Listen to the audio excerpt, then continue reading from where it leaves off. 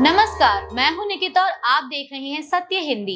एक नजर डालते हैं अब तक की सुर्खियों पर। पीयूष गोयल ने भारत अमेरिका समझौते की जमकर तारीफ की, क्षेत्र में सबसे अच्छी डील बताया।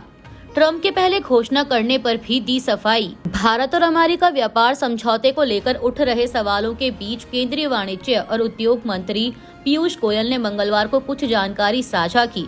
उन्होंने दावा किया कि यह समझौता 140 करोड़ भारतीयों के हित में है और किसानों, मछुआरों, इंजीनियरिंग, कपड़ा, समुद्री उत्पाद, रत्न और आभूषण जैसे कई क्षेत्रों को फायदा पहुंचाएगा।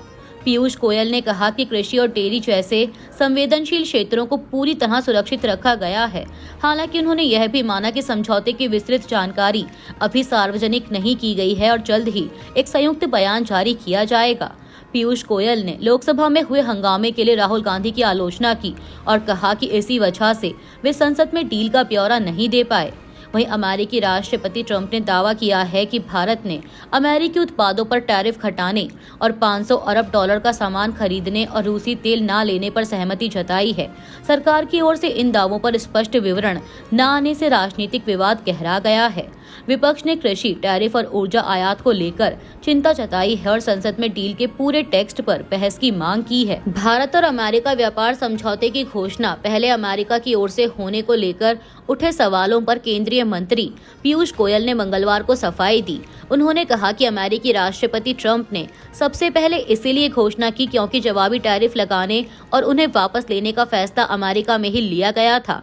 गोयल ने कहा कि जब अमेरिका ने टैरिफ लगाए थे और अब उन्हें वापस लिया गया है तो इसकी जानकारी वहीं से आएगी। पीयूष गोयल ने यह भी बताया कि भारत और अमेरिका जल्द ही इस व्यापार समझौते पर एक संयुक्त बयान जारी करेंगे। अंतिम सहमति बनने और तकनीकी प्रक्रियाएं पूरी होने के बाद ही समझौते की पूरी जानकारी साझा की जाएगी। भारत अमेरिका ट्रेड डील पर कांग्रेस का हमला। कांग्रेस ने मोदी को बताया कॉम्प्रोमाइज्ड पीएम।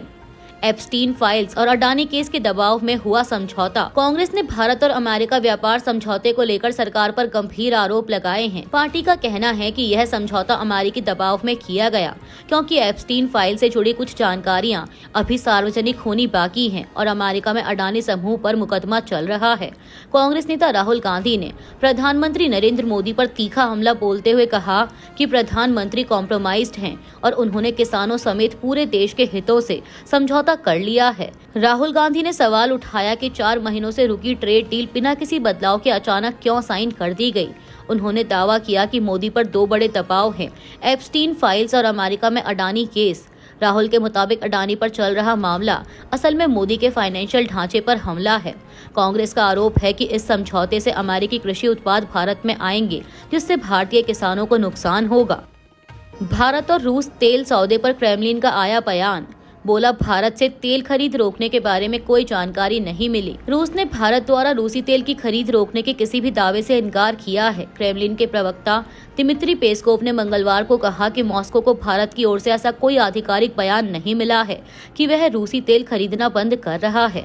उन्होंने यह भी कहा कि रूस भारत के साथ अपने संबंधों को हर संभव तरीके से आगे बढ़ाना चाहता है। यह बयान अमेरिकी राष्ट्रपति ट्रंप के उस दावे के एक दिन बाद आया है जिसमें उन्होंने कहा था कि प्रधानमंत्री मोदी रूसी तेल की खरीद रोकने और अमेरिका तथा वेनेजुएला से अधिक तेल खरीदने पर सहमत हो गए हैं।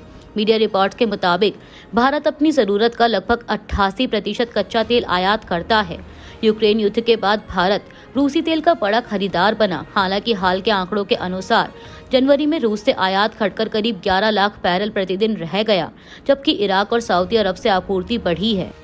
बिहार में लगभग 3.5 लाख करोड़ रुपए का बजट सिर्फ 11.5 मिनट में पेश। बिहार में नई सरकार ने अपना पहला बजट पेश किया। 69 साल के वित्त मंत्री विजेंद्र यादव ने इसे पेश किया और ये महज 11 मिनट 35 सेकंड का था। 2005 से सत्ता में नीतीश कुमार की सरकार का ये सबसे छोटा बजटीय भाषण था।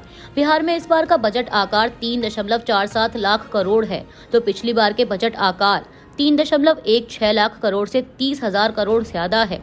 वित्त सचिव आनंद किशोर ने बजट भाषण के बाद प्रेस वार्ता में कहा कि इस बजट के इंडस्ट्रियलाइजेशन पर सबसे ज्यादा फोकस है। इसके अलावा शहरी इलाकों का विकास, पर्यटन, स्वास्थ्य, शिक्षा भी सरकार के एजेंडा में शामिल है। बजट में नीतीश कुमार सरकार द्वारा घोषित 7 निश्चय पार्ट 3 पर भी ध्यान केंद्रित किया गया है। 7 निश्चय पार्ट 3 में प्रति व्यक्ति आय दोगुनी करना, 1 करोड़ रोजगार, महिला को सशक्त बनाने, सबका जीवन आसान बनाने जैसे संकल्प शामिल हैं। वित्त मंत्री विजेंद्र यादव से जब पत्रकारों ने छोटे बजट भाषण के बारे में पूछा तो उन्होंने जवाब दिया कि लंबा भाषण देने से क्या होगा, सारी बातें तो पहले ही आ गई हैं। आईपैक मामला, सुप्रीम कोर्ट ने ईडी की याचिका पर सुनवाई टाली। सुप्रीम कोर्ट ने मंगलवार 3 फरवरी को ईडी की उस याचिका पर सुनवाई को 10 फरवरी तक के लिए टाल दिया, जिसमें पश्चिम बंगाल सरकार और मुख्यमंत्री ममता बनर्जी पर कथित कोयला चोरी घोटाले की जांच में आईपैक ऑफिस में हुई छापेमारी के दौरान बाधा डालने का आरोप लगाया गया है। जस्टिस प्रशांत कुमार मिश्रा और एनवी अंजारिया की बेंच ने यह फैसला तब लिया जब एसजी तुषार मेहता ने बताया कि राज्य सरकार ने हलफनामे दाखिल किए हैं और जवाब देने के लिए समय मांगा है। ईडी का आरोप है कि 8 जनवरी को कोलकाता में आईपैक कार्यालय और इसके निदेशक प्रतीक जैन के परिसर पर छापे के दौरान ममता बनर्जी मौके पर पहुंची थी और उनके महत्वपूर्ण डॉक्यूमेंट्स व इलेक्ट्रॉनिक उपकरण ले जाने से जांच प्रभावित हुई। बता दें कि सुप्रीम कोर्ट ने इससे पहले ईडी अधिकारियों के खिलाफ दर्ज एफआईआर पर रोक लगाई थी और सीसीटीवी फुटेज सुरक्षित रखने का आदेश दिया था। वहीं टीएमसी ने आरोपों से इनकार करते हुए कहा है कि ईडी की कार्रवाई का मकसद चुनावी रणनीति से जुड़ी जानकारी हासिल करना था। दरअसल राज्य में जल्द ही विधानसभा चुनाव होने वाले हैं। हंगामे के बाद लोकसभा दिन भर के लिए स्थगित।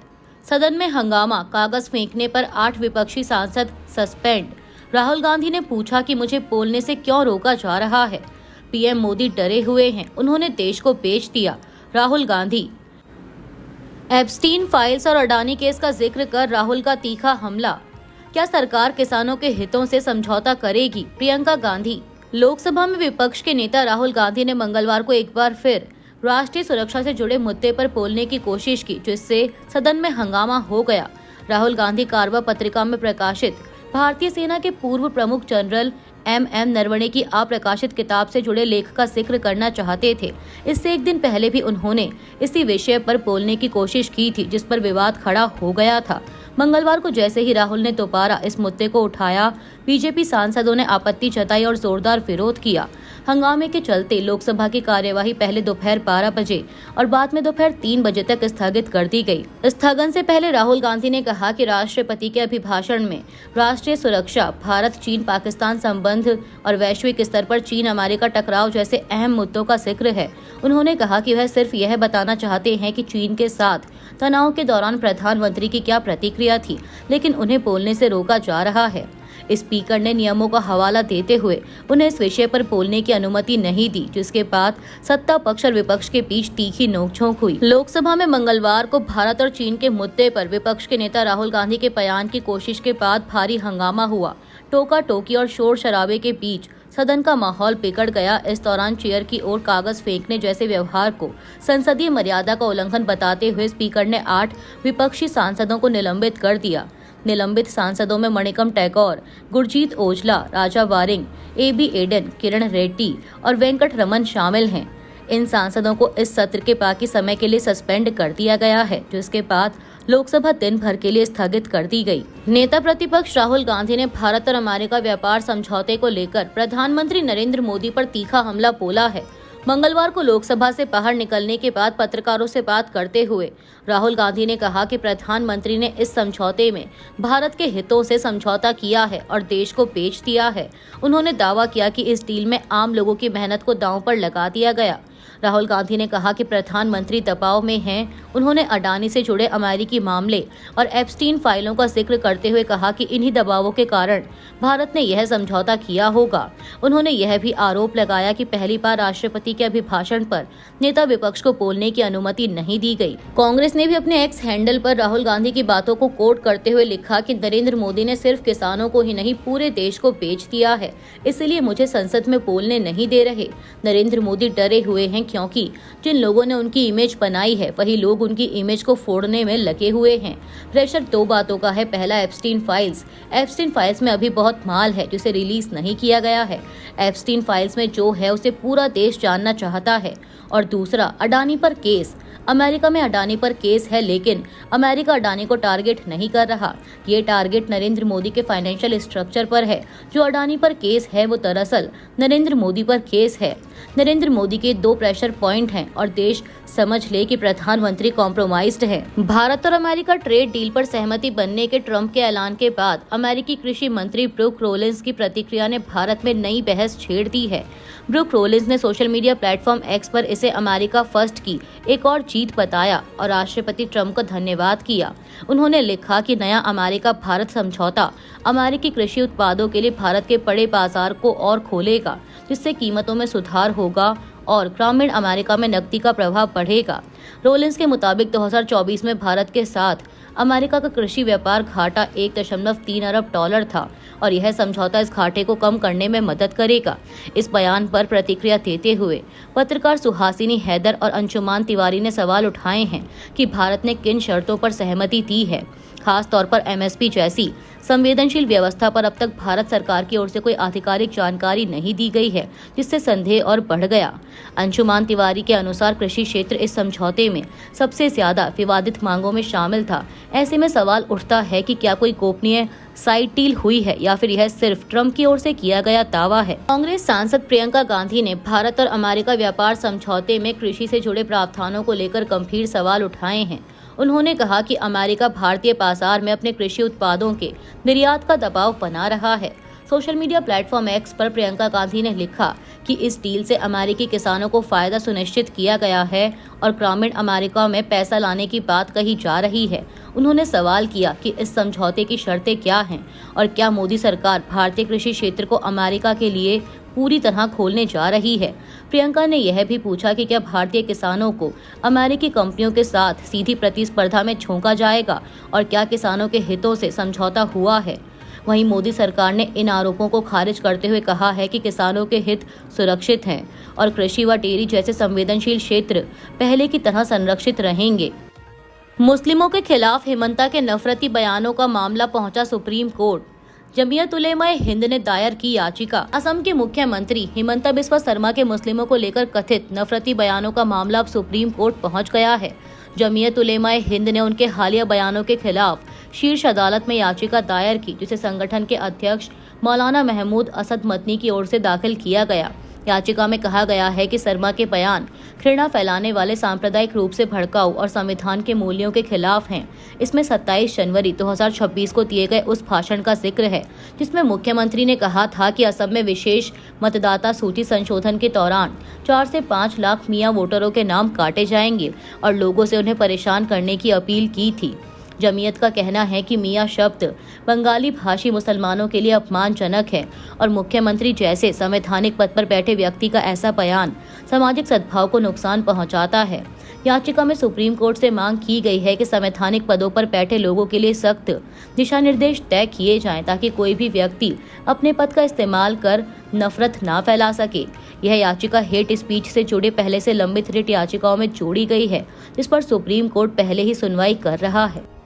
ईरान के राष्ट्रपति ने दी अमेरिका के साथ बातचीत की इजाजत, लेकिन वार्ता ईरान के राष्ट्रीय हितों की सीमा में ही होगी। ईरान के राष्ट्रपति मसूद पेजेश्कियान ने अमेरिका के साथ बातचीत की अनुमति देने की घोषणा की है। उन्होंने सोशल मीडिया प्लेटफॉर्म एक्स पर बताया कि उन्होंने विदेश मंत्री को निर्देश दिया है कि यदि बातचीत के लिए अनुकूल माहौल हो जो किसी तरह की धमकी और अव्यवहारिक अपेक्षाओं से मुक्त हो, तो गरिमा, सावधानी और व्यवहारिकता के आधार पर निष्पक्ष और संतुलित वार्ता आगे बढ़ाई जाए।